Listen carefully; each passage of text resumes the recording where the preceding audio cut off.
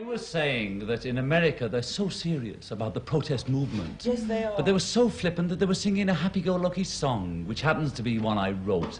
And I'm glad they sang it. And when I get there, I'll sing it with them when I get in. And that was a message from me to America or to anywhere, that I used my songwriting ability to write a song that we could all sing together. And I'm proud that they sang it at the Moratorium. I wouldn't have cared if they'd sang We Shall Overcome, but it just so happens they sang that, and I'm proud of it. And I'll be glad to go there and sing with them. Sad day, right? Well, why is it sad? Because a long, long time ago, a good man died in a mean way. And when we lose one of our own, we feel bad, even if we didn't know that person. And to feel that feeling for strangers is called empathy, and it's our most powerful ability as people. John Lennon is a symbol to many of peace in our time, and his story is that of a person from humble beginnings who grew to something great and used that power for positive change. I'm not obsessed with the Beatles. I'm obsessed with that. Somehow or another saying love, love, love resonated with me like nothing else could. So I wanted to tell you a story, using some songs along the way, to say, even though bad things happen, love is still the answer.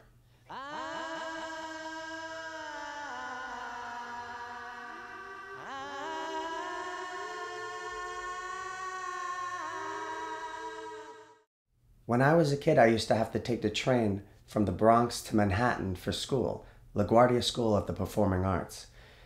It was a snowy night, I remember, and I had finally just left play practice or rehearsal. And I decided before I go home, because I guess my parents didn't know when to expect me, I'd take a walk around the city.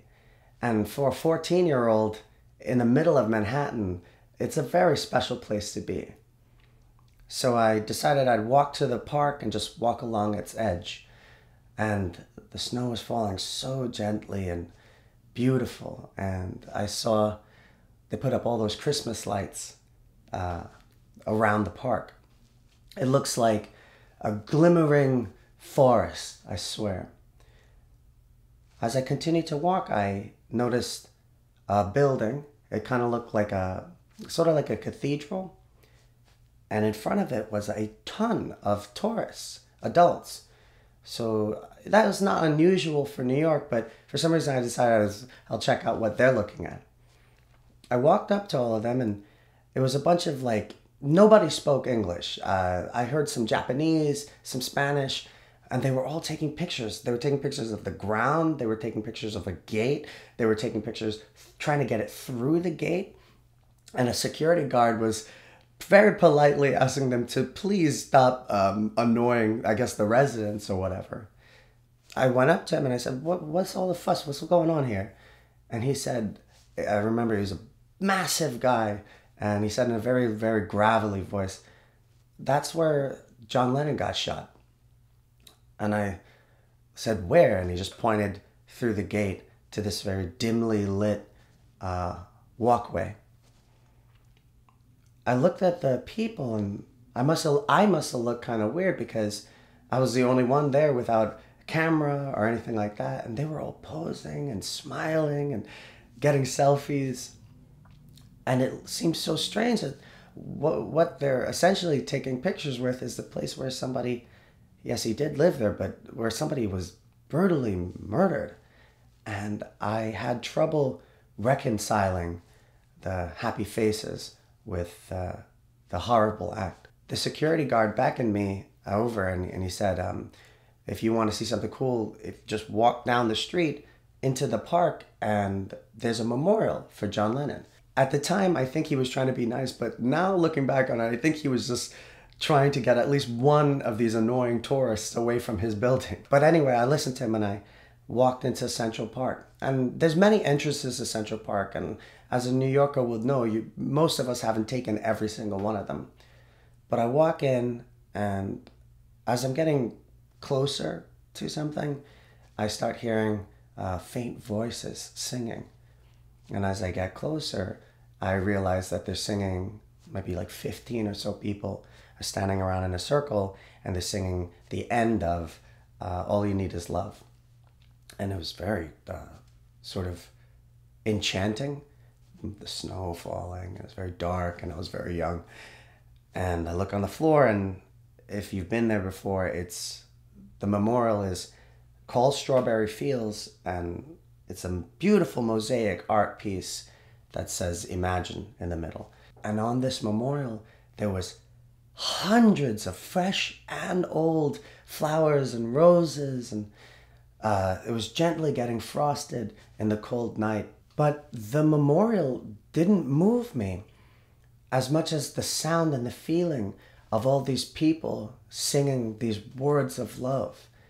It was quite beautiful in the snowy, dark night, and some of them had candles. It made me realize, and I was only 14, it made me realize how powerful John Lennon's message was, that it could bring strangers and people together. And then everyone got really, really quiet as a guitarist started playing a song I had never heard, and it couldn't have been more relevant to the feeling of that night and where we all were.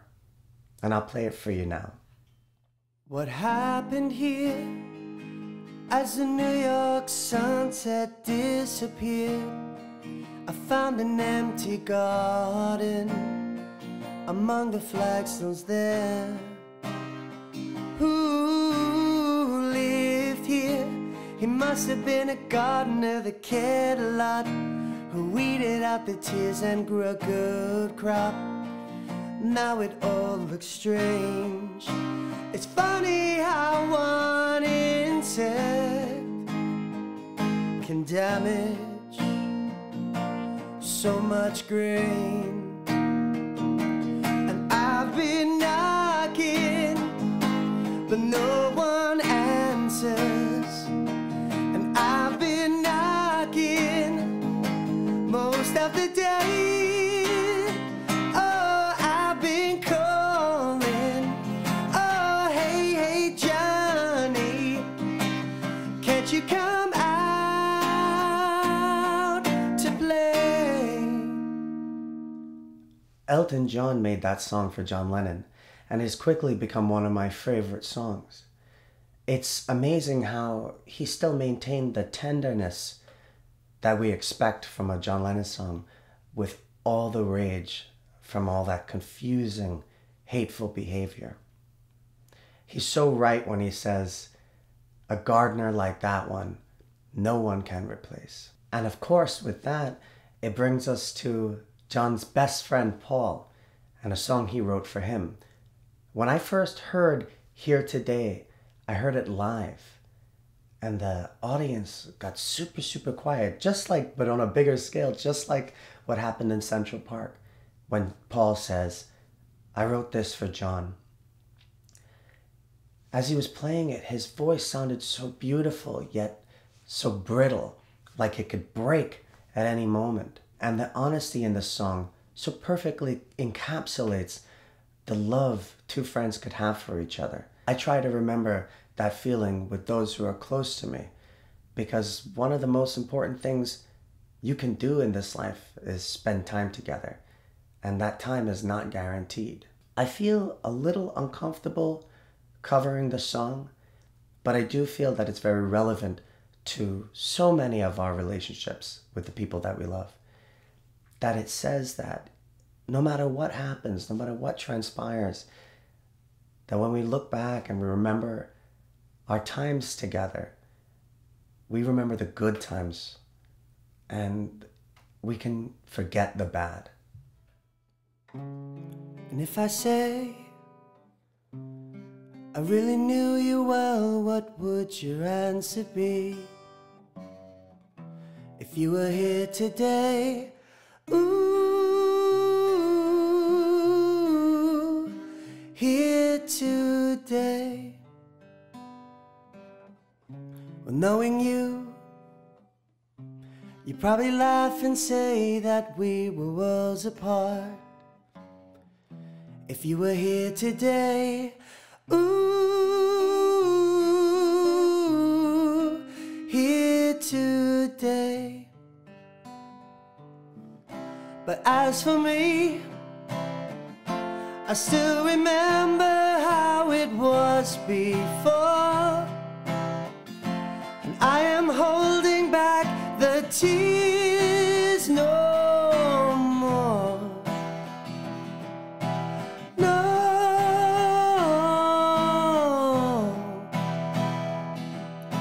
I love you.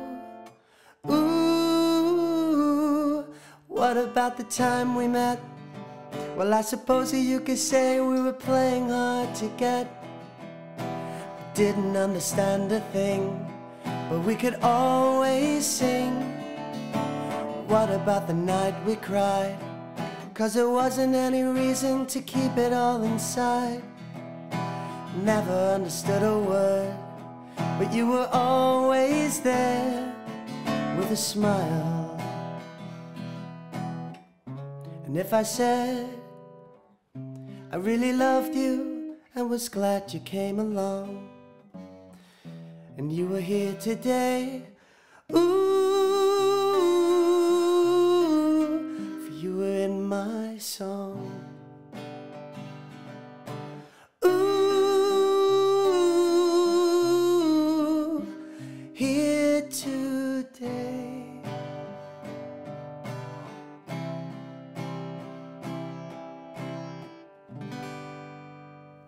What a beautiful and heartbreaking song.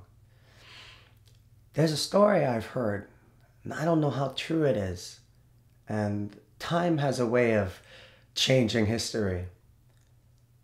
But it's said by the surgeon and a few other witnesses there at the hospital as they were trying to save John's life, that when he was declared dead,